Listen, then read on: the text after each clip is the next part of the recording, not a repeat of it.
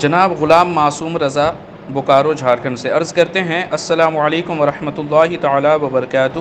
امید کرتے ہیں کہ آپ خیر و عافیت سے ہوں گے۔ حضرت کی بارگاہ میں سوال عرض یہ ہے کہ حضور تاج الشریعہ رحمۃ اللہ تعالی علیہ کا ایک شعر ہے، اعلیٰ حضرت مسلک اعلیٰ حضرت پہ قائم رہو، زندگی دی گئی ہے اسی کے لیے۔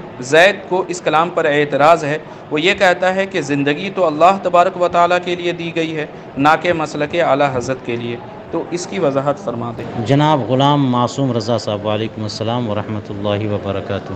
مسلک اعلیٰ حضرت سے مراد اس شعر میں یا جہاں بھی مسلک اعلیٰ حضرت کہا جاتا ہے، اس سے مراد پورا دین ہے، پورا اسلام ہے۔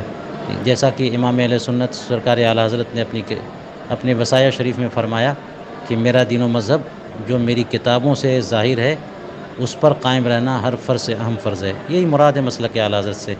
تو اب اس میں صرف نیاز فاتحہ، ایصال ثواب، قیام میلاد مصطفیٰ، اشعار، نعت خوانی یہی نہیں ہے، بلکہ اس کا سلسلہ شروع ہوتا ہے عقیدہ توحید سے، عقیدہ رسالت سے، عقیدہ آخرت سے۔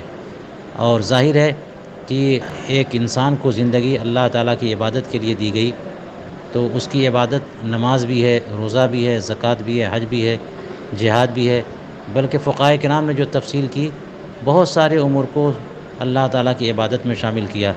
اور اگر یوں اسلامیات کی توضیح یوں کی جائے کہ اللہ تبارک و تعالیٰ نے جو کچھ ارشاد فرمایا، جو کچھ بھی حکم دیا بلا واسطہ، یعنی قرآن کریم میں یا رسول کریم علیہ السلام کے واسطے سے، تو وہ سب کچھ اللہ تعالیٰ کی اطاعت ہی ہے۔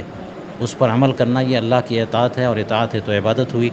اس لحاظ سے مسلک اعلیٰ حضرت یہ اللہ تعالیٰ کی عبادت کی تشریحات پر مشتمل ہے۔ اس لیے شعر میں یہ کہا گیا کہ زندگی دی گئی ہے اسی کے لیے، اور یہ کہ زندگی اللہ تبارک و تعالیٰ کے لیے دی گئی ہے، بلکہ ایک حدیث پاک میں یہ بھی آیا کہ رسول کریم علیہ الصلوۃ والسلام کے لیے ارشاد فرمایا گیا کہ انہی کے لیے دنیا پیدا کی گئی، انہی کے لیے زمین و آسمان بنائے گئے، انہی کے لیے ہم بھی بنائے گئے، تو ہم بھی رسول کریم علیہ السلام کے لیے بنائے گئے۔ تو مسلک اعلیٰ حضرت سے مراد یہی ہے کہ وہ تمام تعلیمات جو اعلیٰ حضرت نے اپنی کتابوں میں پیش کی، عقیدہ توحید کے حوالے سے، عقیدہ رسالت کے حوالے سے، عقیدہ آخرت کے حوالے سے، اسی کے لیے زندگی دی گئی ہے۔ واللہ تعالی اعلم بالصواب۔